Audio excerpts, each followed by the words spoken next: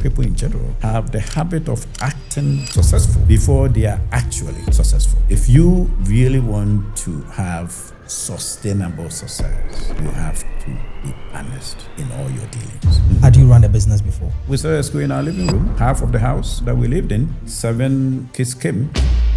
Total value of investment so far? We've done over $30 million. You need to give yourself time and not be quick to show success. We invested over $4 million in the school before we ever built our house. What you say you will do, you do it. And what you say you are going to use the money for, you use the money for.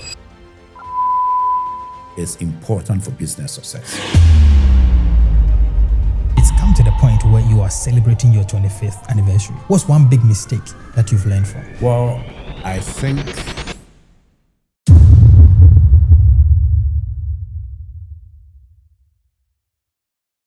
You're welcome to Connected Minds podcast. My name is Derek Abaite.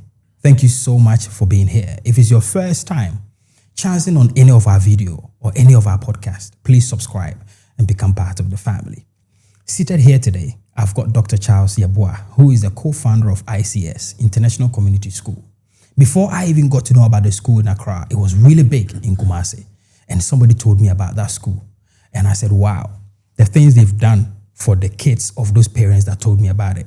Today, I'm seated here with this man because he has so much knowledge, experience that he has built over the years.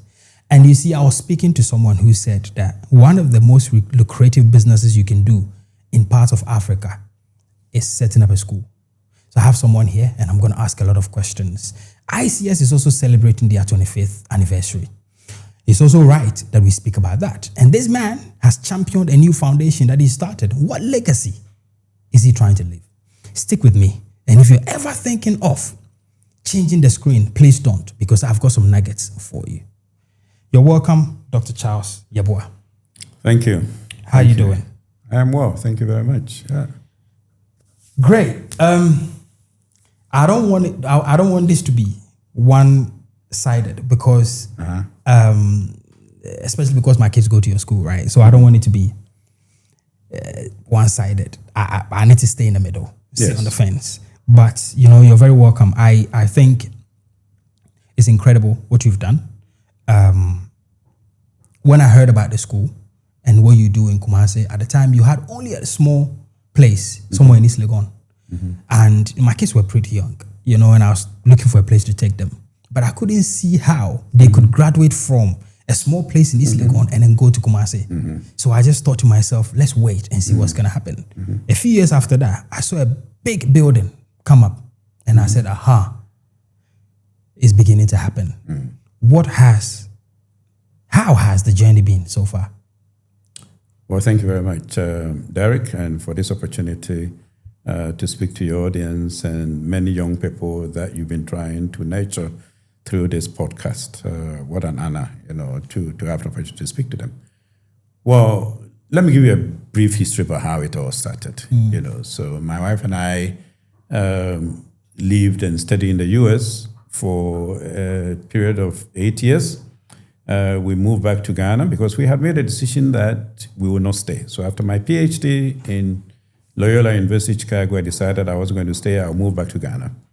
And when I got back, we decided to settle in Kumasi, finding a school that our 8-year-old daughter then would fit in Kumasi was a challenge. She had attended some great suburban schools in Chicago. So finding a school, there were some good schools and there are still some other good schools in Kumasi. But the transitioning from the US to Kumasi made us think again. We were committed to staying in Kumasi, so we decided maybe if we can find the kind of school that we want, why not start one? Basically, that is how it all started. And because we had not stayed in the US after school, we decided that how would we do this? We would do it in our living room. Wow. Now, our daughter, who was 8 then, couldn't go to our school because she needed to be in a proper school. But we did that. Now, luckily enough, My wife was trained as a school teacher before we went to the States. So school thing was a welcome news, for her, because she had been thinking all along, what would I do when I came back? So few months into our, resettlement back in Ghana, we started school in our living room, half of the house, that we lived in, and 7 kids came, 4 or 5 year olds, and the 7th child was actually our second child, who was student. So Michelle, who was 2, sat in, as the 3, 4, 5 year olds, came in, and the rest, we call it history, right? Now, so the school that started in our living room just grew. A year later, we had to move out. This is a school that started in Patasi, Kumasi, and then found a place to live, and the school blossomed. And then this was late 1999, and 2000 school is up and running. 2001, we find a 20-acre land on the Yeboah Road in a place called Pechi. Again, we didn't have so much money, but we decided, let's give it a shot. Started developing the campus, phase by phase. So we started modestly and small. Doc, I want to take you back. Yes. If I take you back to when you were doing the school in your living room, were you not worried about your security, having just moved to Ghana, people coming to know where you stay, where every single day people are coming to your house? Were you not concerned about your security? Not really. Because, initially, people that came to the school were people that were within our neighborhood. Okay. They had heard a couple had just come from the US, and they had set up a small school. And so people came and looked at it, and then they just trickled in. School is pretty safe, okay, enterprise to run. And especially when it is that beginning, at the beginning level, younger families. And we had just, 5 kids to start with, 5, 6 kids to start with, our daughter being the 7th. So it wasn't busy. It wasn't too many people coming in. Right. And at that point, it wasn't even like so-called rich people driving in with their cars. It's mixture, of people, that took advantage of what we're doing and brought their kids there. You have 6 to 7 kids. Yes. From your living room. Did you start off with charging, or was it just free services to start with? No, it was modest fee. Right. It was a modest fee. Okay. In fact, initially, the thinking was to run after school program for school children as a way of providing some enrichment to children that went to other schools, because we really didn't think we had the resources to start a school. But on second time, we said, well, school, not finding the right school was the reason why we decided to really do this. So why not just do a normal school and just start small and then grow it? So that's basically how we started. Did you have a mentor?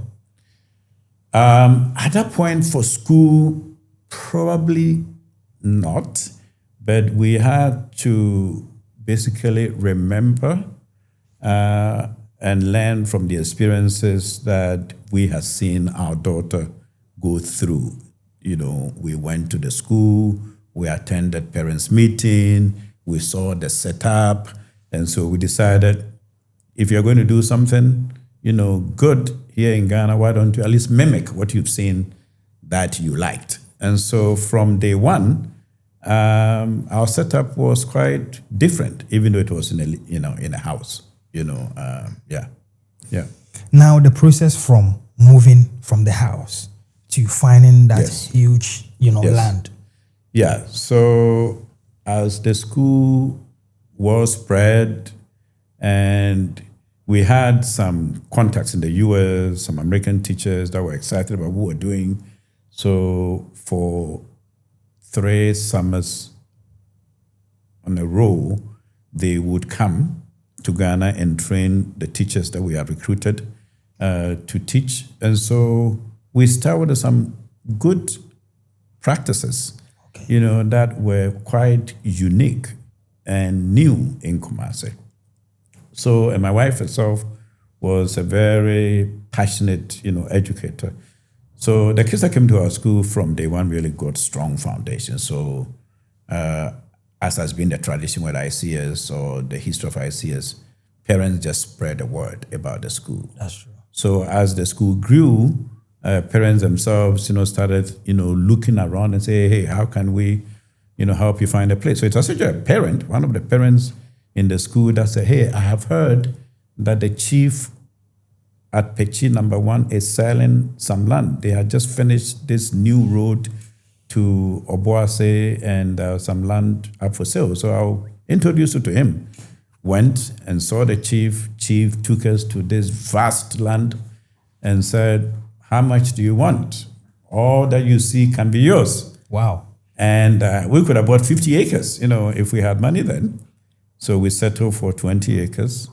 And began developing it in phases. The first phase was from 2002 to 2003, and then on and on and on until the whole campus now in Kumasi is an amazing, amazing campus. Yes. Before that time, had you run a business before? Not really. So I want to know, when you saw the land and then you saw the progress that the school had made, and now what you are coming to get into, what was the thinking in terms of the plans you had for the entire brand of ICS? I'll be very honest with you, Derek.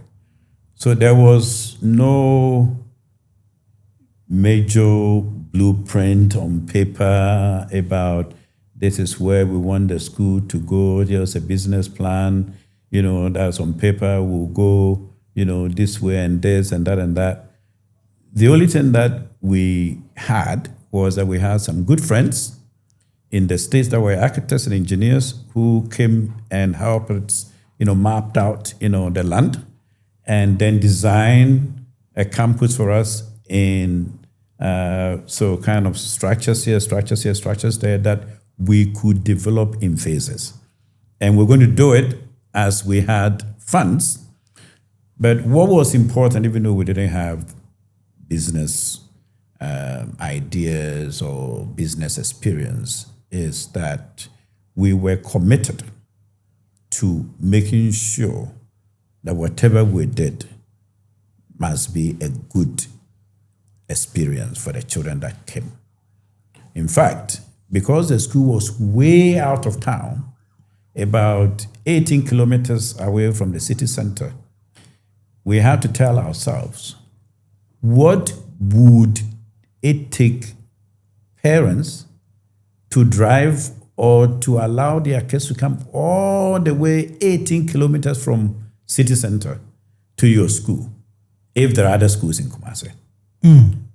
So that meant that you had to create something that was unique, that stood out, and that really is what propelled ICS. So if there was anything to say about thinking business, thinking about success, it was more about how can you differentiate what you deliver from what is out there, because you're already in a disadvantaged position. You are way out of town. And you would have to have a product, a service, and a campus that is different from what people are used to allow people to want to come to you. That's right. And that is what we try to deliver. So the campus design by this American renowned architect was great, right? And then the training and investment in teachers was also on point. So when you have a nice campus and the content in the classroom in terms of teacher delivery is good, then people are willing to go all out. It doesn't matter how far the place is, to be able to get it. Of course, we had to use bus services so that parents are not too inconvenienced. But that was really the thinking from day one, that why would people travel that far to Pechi if what they have or what you have is same as what is in town. Just the differentiation. There has to be a differentiation. And that has been the way we have operated. And that, in a lot of ways, was what made us also want to come to Accra, because coming to Accra, and I'll get into that, I'm sure we'll get into that, we knew, all along everybody knew we were Kumasi School.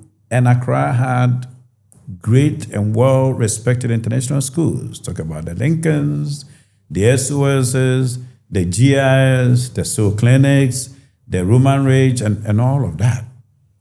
So how dare you, a Kumasi school, to want to come? I mean, no school in modern history in Ghana had dared to move from one major city to the other. Wow. Now, you want to do that, great, but do you understand what you are in for? You're going to compete with the best in Accra. Well, good luck. But once again, the plan was, it's a differentiation. That's it. If you have done your best to differentiate your system delivery from what was known and common in Kumasi, then you probably could do same in Accra and not only survive, but succeed, you know. And so that is what I think also undergirds, you know, how we have failed in Accra since we came here 10 years ago.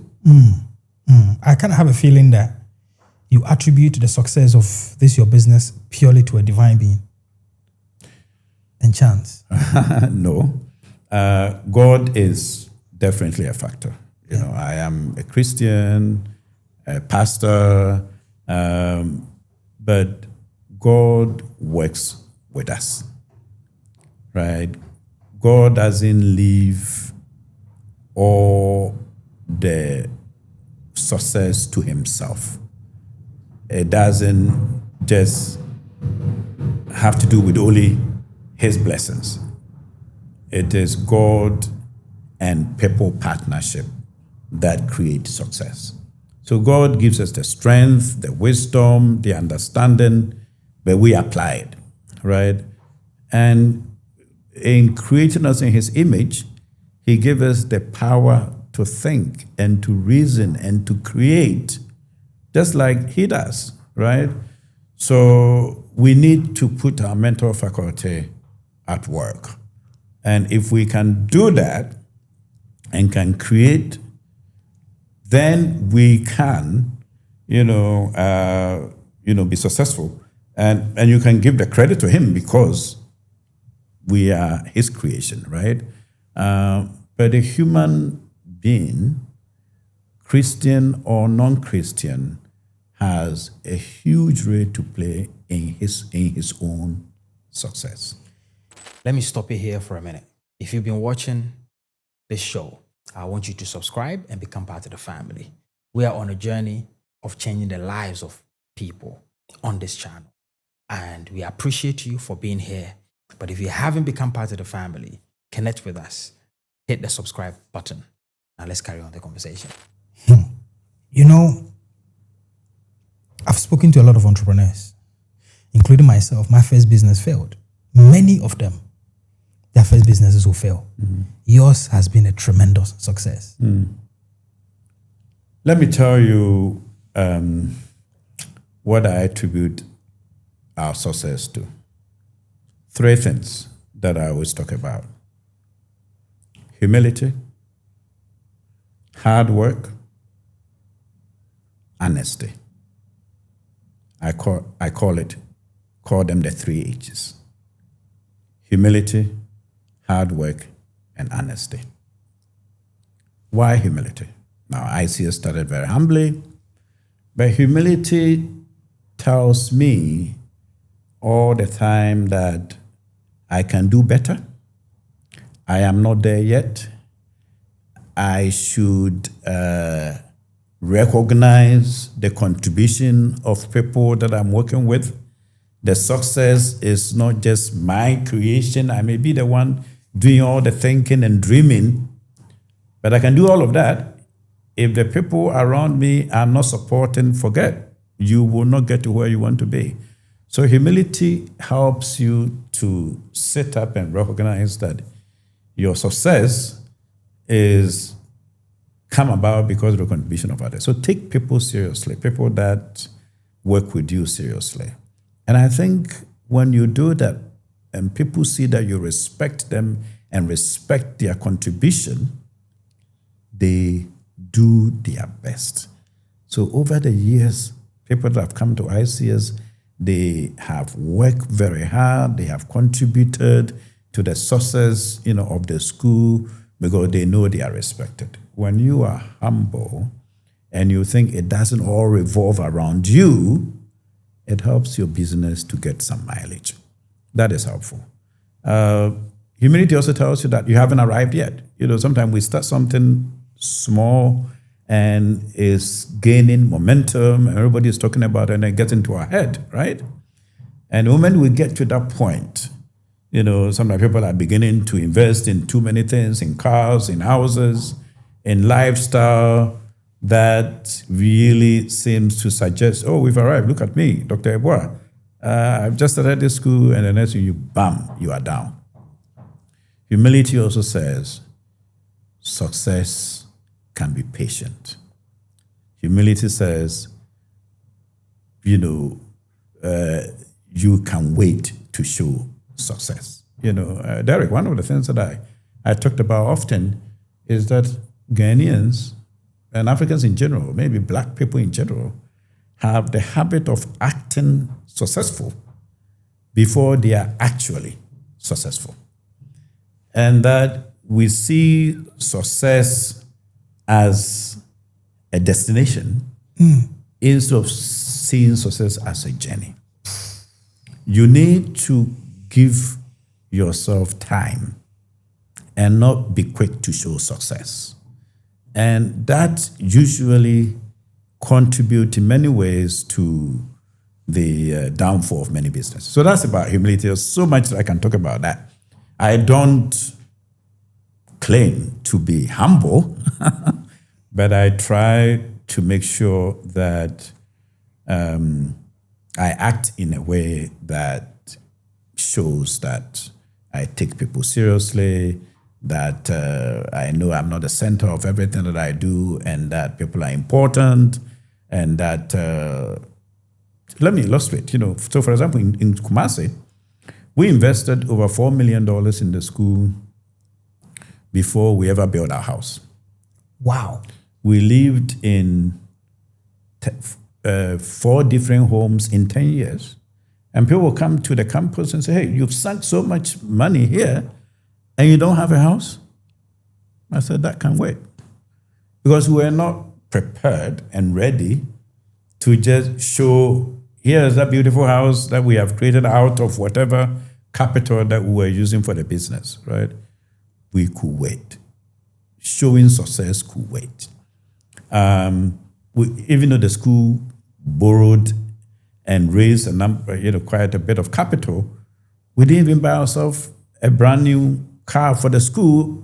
We could have done that, but we didn't want to be comfortable too early. We needed to wait, because the moment you are comfortable early, it can affect. So it's all about, you can be humble, you can wait to show success. And I think a lot of African entrepreneurs and businesses are not ready to do that. The next thing is about honesty. I think we have a tendency, and this is not just in Ghana or Africa, people always think they can cut corners and be successful quickly. Now, dishonesty can pay and pays sometimes, but usually it is short-lived.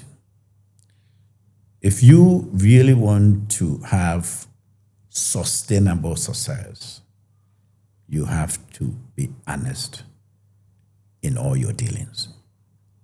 If you borrow money from the bank, pay it back. If you invite investors or partners into your business, don't take advantage of them. don't act in a way, that you are trying to deceive people so that you can get ahead, because it will catch up on you. The banks will not give you money any longer. The partners will tell everybody about you. People do all sorts of deals, and then they start this, and tomorrow they go and start that, and everything now just catch up on them. Today, every bank that we deal with ICS will be willing to do business with ICS, because they have seen that as for ICS, you give them loan, they will pay it back, and consistently. Whether the dollar is up here or down there, it is our commitment to fiscal discipline to ensure what you say you will do, you do it. And what you say you are going to use the money for, you use the money for it. And that is important. Building a reputation of integrity is important for business success. And I think sometimes, because people see success in short terms, that is why people, I think, want to compromise and cut down corners.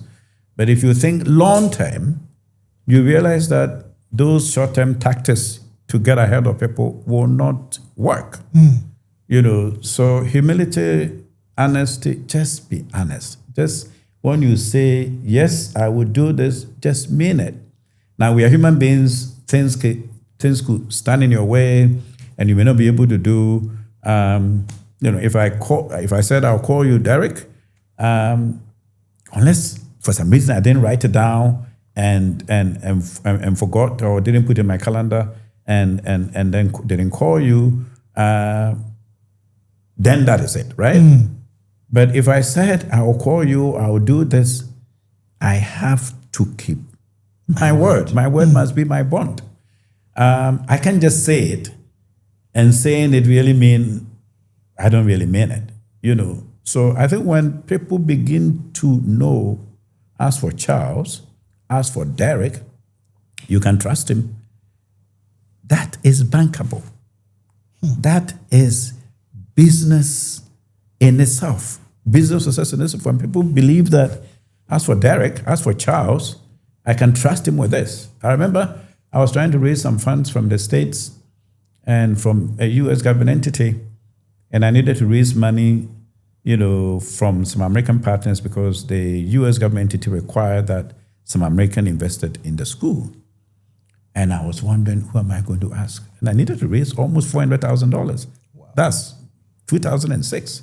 Who is going to give me $400,000?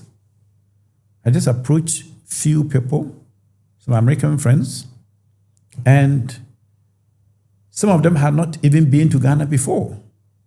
But because of what they knew and who they knew I was and my wife and I were, they trusted us and gave us the money. And when this U.S. government entity people came, they couldn't believe it. People give you the money even though they have not been here. It is trust. It is integrity. So I think it is important for all of us to understand that. Again, if you want quick, like some of the young people are doing, you will get it, but it won't last. Then you have to be running, hiding. Why would you want to do that? You want to be able to walk free conscience. You're not afraid of the banks. You don't have to stop, or put your phones off. It's not even good for your heart and health. Live free by being such a man and woman of integrity. And that will take you very, very far. It gives you mileage. And then, of course, the third H is hard work. It is important to work hard. Now, I know Ghanaians work hard. As for that, you can grant it to most Ghanaian business people. But hard work is not just being busy. It's also thinking smart. It's also being aware of trends in whatever industry that you find yourself in. And especially as a business leader, it's also not just folding your arms and checking to see whether everybody else is doing the work, but you are just collecting the money, right? I think if the people that you work with find out that you are equally hardworking, it serves as an inspiration for the people. So my staff know, and sometimes they don't know, where I get my energy from, and they know whatever I tell them to do, I will go the same extra length with them, if not more. If not more. So you have to set an example of hard work, with the people that you work with. I think if we do that, if we practice integrity, if we work hard, if we think smart, and so for ICS, for example, one of the things, I'm always thinking about what else can we do for young people. I'm traveling around the world, I'm looking for opportunities. Is it Design for Change that we should join? Is it Round Square? Is it this? Is it that? Always thinking about what else we can do for our young children, so they can stand out, so that they can, have a future that is really great, for them. So humility, honesty, hard work, all three are important. You can't just do and leave the other one. You have to go with all three. That was loaded. Yeah. That was loaded. Yeah. Yeah. The time has come where you've become essentially the best school in Kumasi. Mm-hmm. And then you are thinking to yourself, wait, I want to expand and then take this school to Accra. Talk me through that decision and actually the scare you had as well. Yes. So before we made that decision, I had taken a course, and so I give a lot of credit to Stanford Seed. Yep. It's a program that Stanford University, started running in 2013, and I enrolled in 2014, and one of the cohort 2. And in that program, you were told to write your transformational plan. Okay. And you were told to believe or to say to yourself that I can scale, I can grow, I can expand. So I wrote all those things down. And then you assign a coach, to help you really walk the journey that you have, put on paper. So this was 2014. And so I wrote my transformational plan that next year, being 2015, we will be in Accra. Now, that was an audacious move. Did you just think about it when you were on the program, or it was already... No, this was actually came about because of the program. While you were there? Yeah, so the program is more like an MBA program. So after you've gone through it, you have to now talk about what next of ICS. What are you going to do? After you've gone through this program and now you know that you have the potential, you can grow, your mind has been psyched, you believe that it is possible for ICS to grow. We said, we'll grow. Now, I didn't say I'll go to the nearby town in Kumasi. We said we'll go to Accra.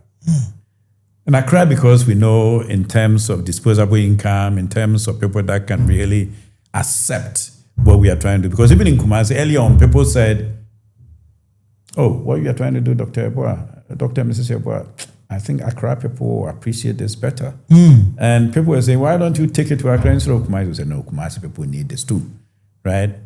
But then in 2014, the time had come for us to now start thinking about maybe Accra is ready for us now. So we did it.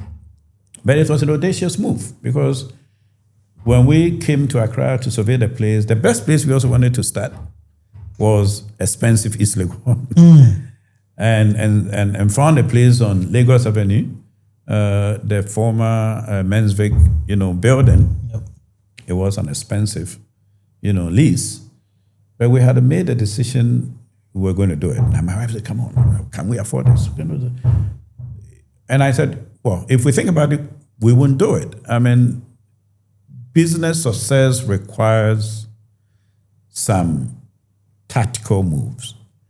And it does require, sometimes facing your fears,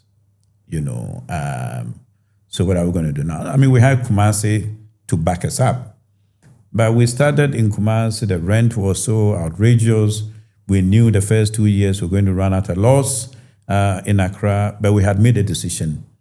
We were going to be in Accra, and we stuck to it. We started with the summer school.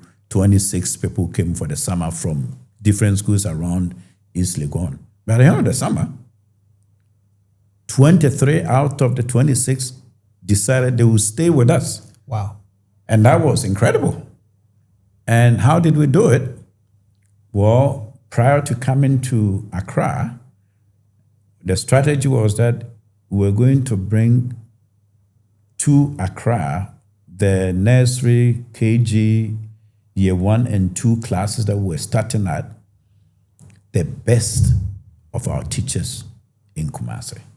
So we recruited some teachers and put them to follow these best teachers in Kumasi, so they would then be supported by the rest of the teachers if we removed, those best teachers or moved them, to Accra. And that's what we did. So already from day one, parents that brought their kids to the Accra campus on Lagos Avenue saw good practices. At this point, did you have mentorship? So, through the seed program, I had a coach. Right. Okay. A business coach. Okay. So I had Hansen, I had Terry from the state. Hansen was actually from UK. From UK, yeah. And Terry Douye from California in the US. And they were a great guy. These are people that have run successful businesses in the States. And the key thing is listening. And wanting to apply.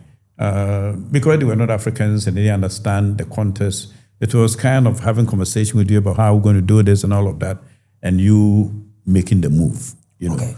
But those mentoring and mentorship, was very helpful. Okay. Yeah. So that was how ICS Accra came about. It was an audacious move, but it was one that we did and did right. The whole ICS group, if I may call it that way, is today better because of that audacious move. Wow. Accra has changed the ICS story. Right now, we have more children in Accra than we do in Kumasi. Accra gives us far more revenue, not because of them, because the numbers is just about maybe 5 or 10 more. But it's also because of the, fees and all of that. And as I speak, we get more demand. We become, in recent time, the fastest growing school in Accra. And we've, again, applied the same model of differentiation, trying to make sure that, you set yourself apart. And we do that in ICS through strong professional development, of our teachers, and through listening, empathy, and humility. Don't think that even when you are growing and everybody is, looking after you. Recently, I had, a retreat with my staff, and I said, my managers, and I said, when everybody is wanting to come to ICS, what should happen to us? Should we stand up and jubilate and let the whole world know we have arrived because everybody's come to us? No. We should actually be scared that everybody is coming to us. How about if we fail to meet people's expectations? Wow. So when your business is growing, when your business is getting all the attention, that is not when you put up attitudes, towards people coming there because you think you've arrived, take it or leave it. If you want, come. We're already full anyway. No, that is not the attitude you have. And so I called my leadership together. I said, now let's open our eyes wide and see what are all the gaps that we see in our school. And we just had a retreat, 2 weeks ago, and we could see quite a bit of gaps ourselves. And I know when people come very close, ICS is, celebrated, but they will see gaps too. So let's see them first and address them so that we are doing our best to not just even meet people's expectations, but actually exceed them. So that should be the way you think. And I think that is what is helping us. Remember, I have said success is a journey, not a destination. So if you know you're on a journey, it means there are always more you can do to improve on what you do. But if you think you've arrived, there's nothing more to do. Guys, I see as what it is. We've already done what we could do, and that's why you're coming here anyway. If it wasn't good, why would you have come? No. It's a journey. Doc, I want to test your knowledge very quickly. How much you know your school? Pretty well, but not that well. Not so that if well. I ask you, how many students do you have in total? I have. Both I have Kumasi to know. and Accra. So I have about 2,400. So that both Kumasi and Accra. Both Kumasi and Accra. Okay. Yes. And total value of investment so far? Well, we have done over, in terms of funds that I've raised and invested and reinvested, from the school, we've done over $30 million. You've done incredible. Yeah. Now you've decided that, well, not you've decided, it's come to the point where you are celebrating your 25th anniversary. What's one big mistake that you've learned from? Well, I think, let me see. I would say that my mistake, I'm sure there are several of them, not just one. So I'm trying to think.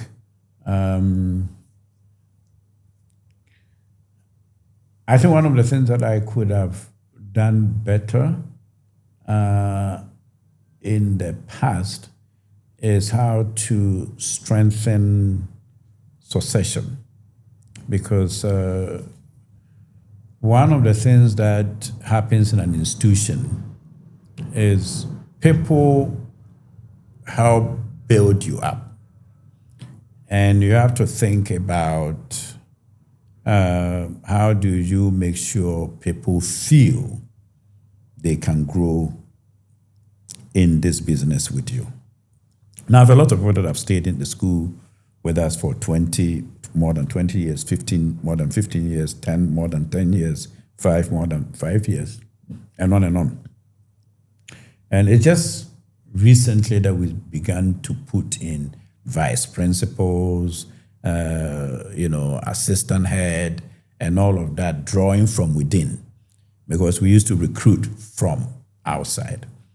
And when we did that, and people saw that they have been here and they have helped create, the success, but others are coming in.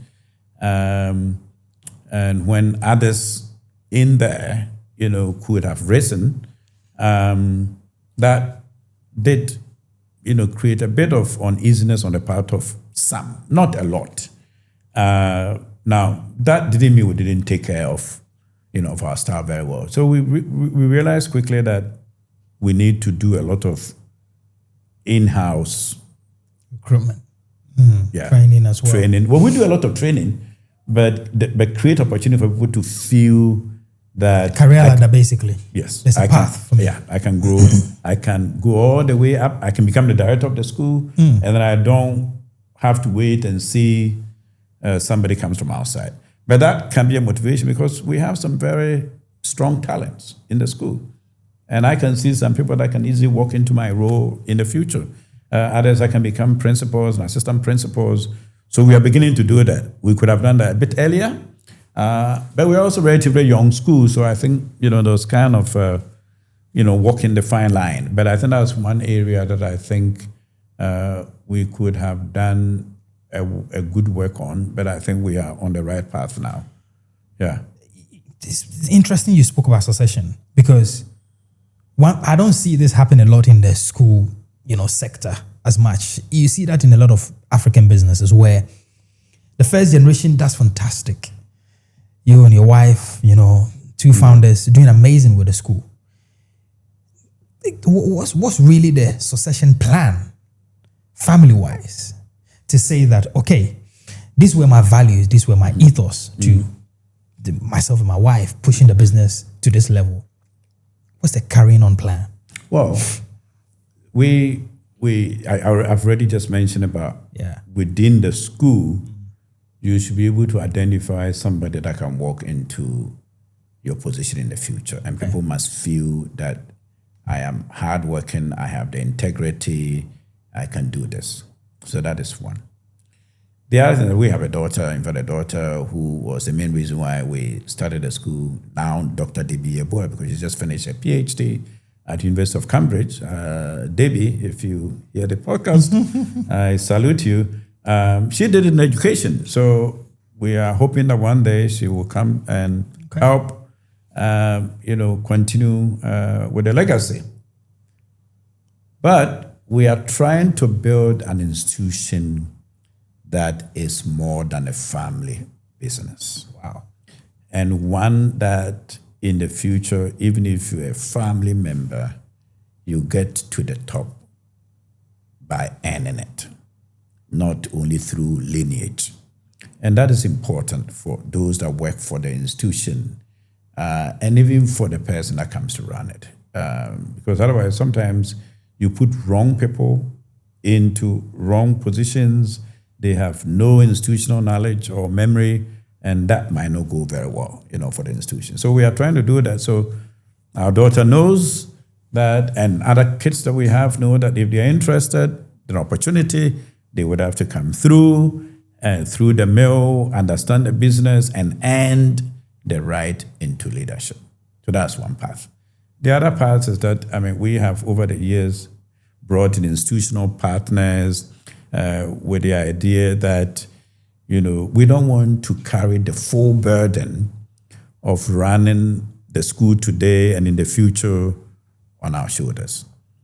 We have to get to that point in the future where if we are not there, somebody else, through institutional arrangement, can take over.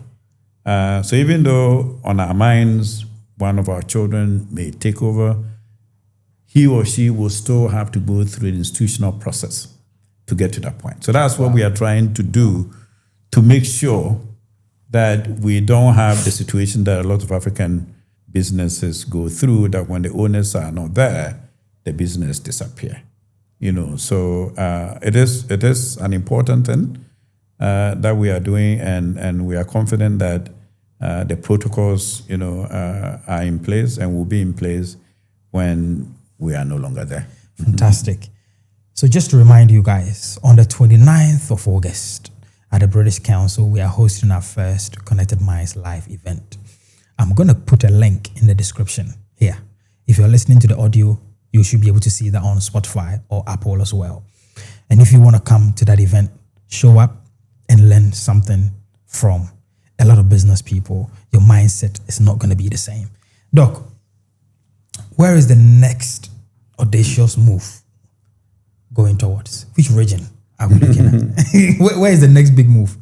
Well, initially, our plan when I did my transformational thing at Stanford Seed was to come to Accra 2015. The plan was going to Takoradi in 2017 and then see where next.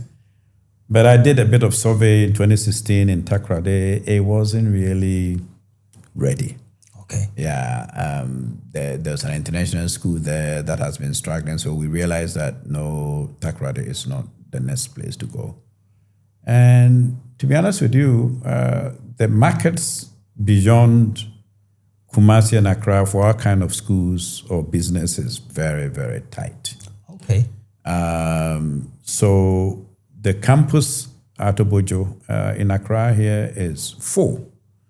And we have to see to it that some people leave before we can admit. So yeah, we have admission process going on, and we're hoping that some people will not return so others can come in. But the plan is in the next year or two to build another campus in Accra. So we are, feverishly, looking for a new land to build a new campus, not too far from where we are, and it's likely to be in the high school, so we can move the high school, students there. But the parents will drive to the current campus, we'll bus them there and return them, so there's not so much inconvenience, created, for parents. Yeah. I kind of know that the amount invested in the early startup, right, in Kumasi, through funding and support here and there. But what I don't really know is your initial capital from your pocket, you and your wife. It was very small. I don't even remember what it was. We know we had to invest in some computers, the house rent, the paying teachers, from our pocket, because the school didn't have enough money. Probably some $30,000, for the first, 2 or so years, to what it is today, and the value is multi-million, dollars now. Wow. Small things can grow if we are consistent, if we do things right, if we are humble, if we are honest, if we work hard. Let me stop you here for a minute. If you've been watching this show, I want you to subscribe and become part of the family. We are on a journey of changing the lives of people on this channel. And we appreciate you for being here. But if you haven't become part of the family, connect with us. Hit the subscribe button. Now let's carry on the conversation. Doc, what do you want your legacy to be? Well, I don't want my legacy to be restricted to the school that my wife and I founded.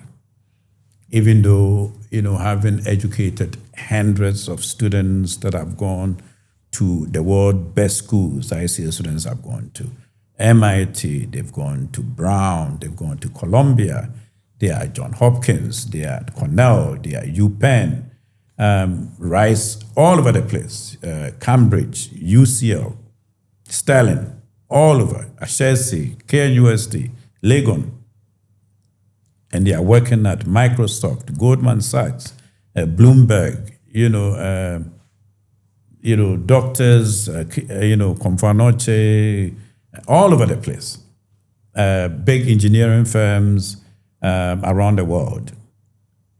So I can sit back and say, oh boy, I have done so well. The school has created, so many, has developed so many people. But Derek, if you live in Ghana and you run even a school like ICS, you cannot live in a bubble. The country is vast, and there are so many children that don't have the opportunity that children ICS have. And that is why at my 60th birthday recently, I decided I would set up a foundation that I called Charles Yeboah Education Foundation. And the purpose really behind this whole thing is to extend my legacy beyond the walls of ICS and to extend the kind of quality, good education that children at ICS are getting to as many children in Ghana as possible. So the focus of the foundation is going to be on developing teachers in public schools and low-fee private schools, training teachers in best practices so that the children that they educate can also have best experience, succeed, and thrive. The foundation will invest in some scholarships, for some students. The foundation will invest in some light infrastructure improvement Like if there was a ceiling or roofing issue or tables and floor chairs. issue, tables and chairs, uniforms, learning materials. But more the focus will be on teacher development, because that is where we think we can impact more children. I am committed, to devoting a substantial, portion of my personal net worth towards the foundation, and just started it recently with over 1.5 million cities, with a goal of adding and growing it in the next 5 to 7 years to close to $1 million myself. And a number of people that have expressed interest, that when you get going, please call on us. We want to partner with you. Because I believe, Derek, recently, if you heard Bill Gates announce that in the next 20 years, he will give away 90% of his net worth, 200 billion away. And I think those of us in Africa that have been recipients of such goodwill from people like Gates and other foundations from around the world, if we have been blessed, if we are resourceful, we should consider giving back in a meaningful way. Because, none of us are successful by our own intelligence and hard work. We are successful because of what society has given to us. And it's imperative that we give back. And I like what Bill Gates said, I don't want to die rich. And that was a powerful thing to me. And I have resolved, I don't want to die rich. Whatever little that I have, I want to die giving. That what I have, yes, what I'll give to my family, I'll give to my church, I'll give to, other people that are needy. But I was going to be very deliberate and intentional in giving to society as a way of enriching those that are currently not within my reach as far as the school is concerned. So I want to be remembered as somebody who came from the States, built great schools, impacted so many children within the walls of ICS, extended his reach to many children in Ghana through the foundation that he created. And that because of that, many children in Ghana have had quality education and a great future. I think you've done fantastic. In a previous interview, which I watched, you said that,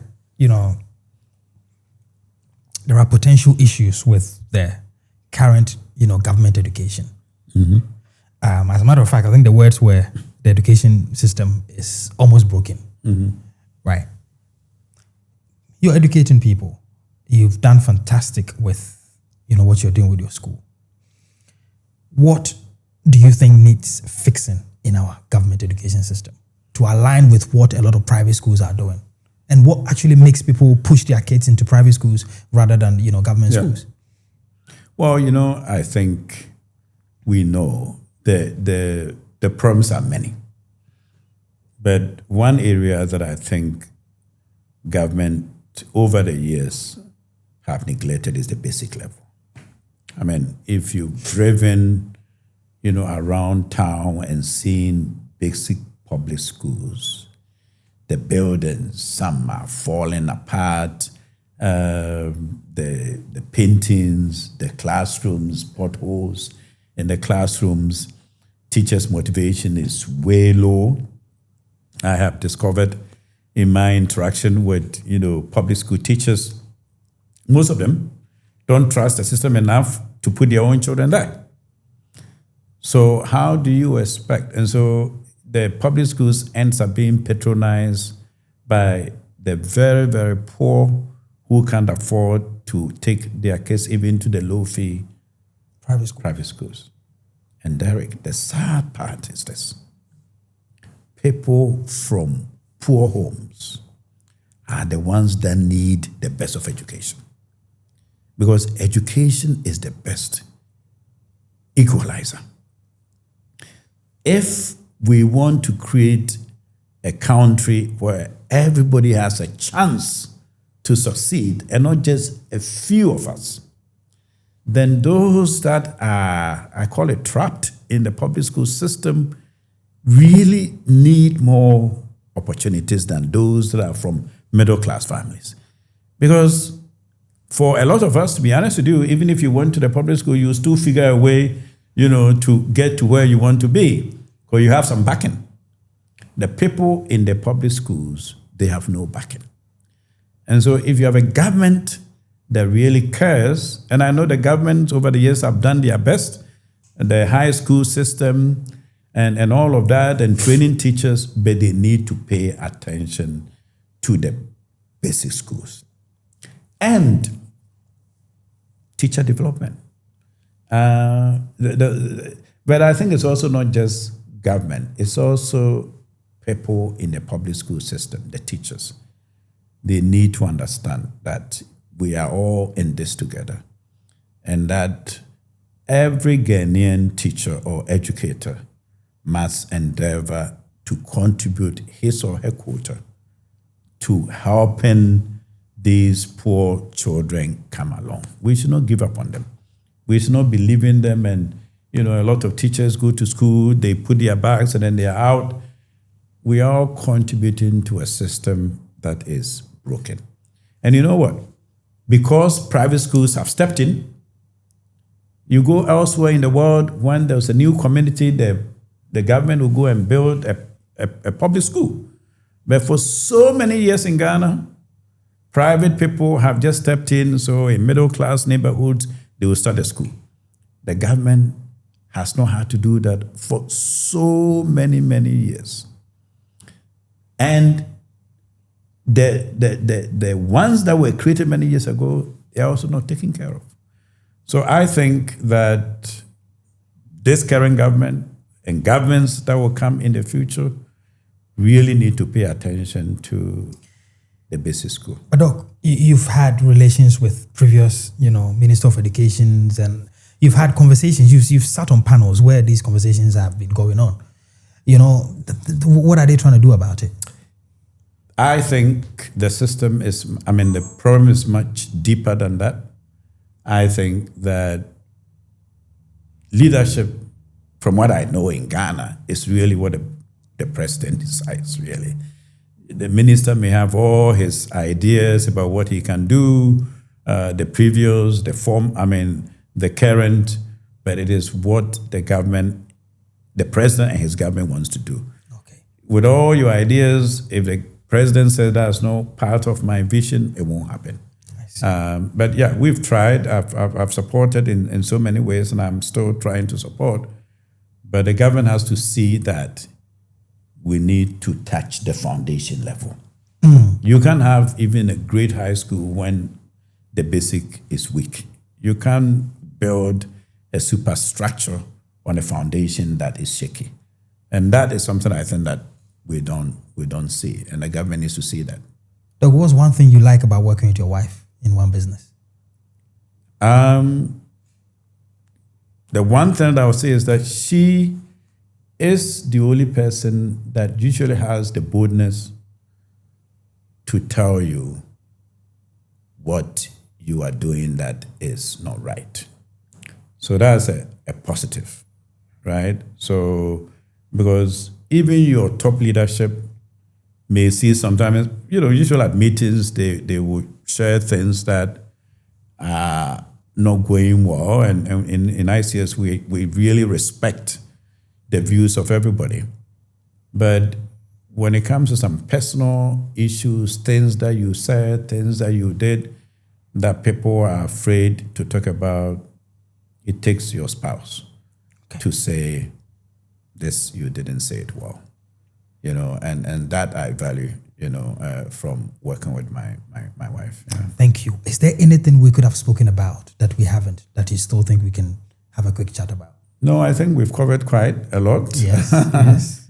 We've covered quite a lot, but I really commend you, Derek, for what you are doing to really shape the minds of young people and for the entire Ghanaian entrepreneurial, community. We need, to be having these kind of conversations to build each other up.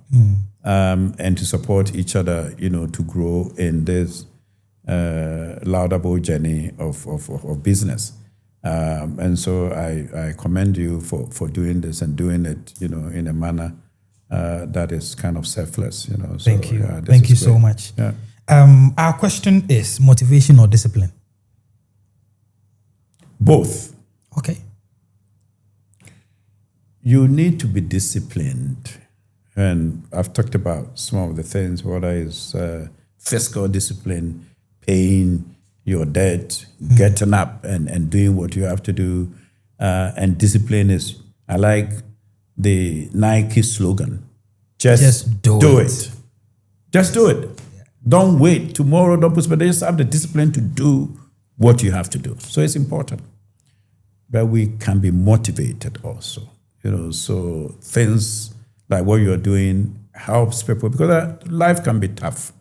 Sometimes you may want to do all that you want to do. You may have all the discipline, but some urging,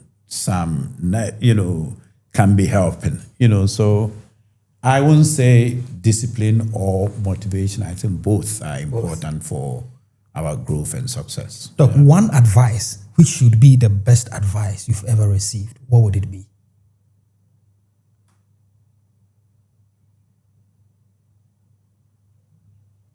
That would be, remember where you came from and your beginning. I think many times we forget. And when I came back before I came to Ghana, I had a chat with a gentleman, an African-American minister, pastor. And I asked him, what one thing would you want me to know or take away? And he said that, remember that you didn't get here all by yourself. Wow. And that people came to your aid and to your support. So I remember where I came from. And that I am where I am because of what people did for me. Wow. And that is also the reason why I am so much for this foundation. I couldn't have been where I am without people, giving me support. And I think, so no matter where I rise to, I always remember I was the little boy in the Buakwa, struggling to find my way, even through high school. I mean, today, if I run these big international community schools, you have to understand that finding money to go to high school many, many years ago was tough. I came from not a good, background. So I remember that. And I think remembering that, it's not just remembering how poor you were. Right. It's remembering how people held your hand and helped you to where you were. And that hand-holding support sticks with me all the time. So it's not just where I was, it is the people involved. People involved. Thank you. Thank you so much. Thank you. I really appreciate your time. Thank you. And if you made it to the end, as usual, leave a comment and let me know that you're one of the champions that did. And I'd like you guys to help me say thank you to Dr. Yeboah for allowing this conversation to happen. And the things he's spilled here today, I wouldn't have ever gotten to know this if he didn't come to the studio. So thank you so much. Thank you. Take care of yourself. My name is Derek Abaite. Stay connected.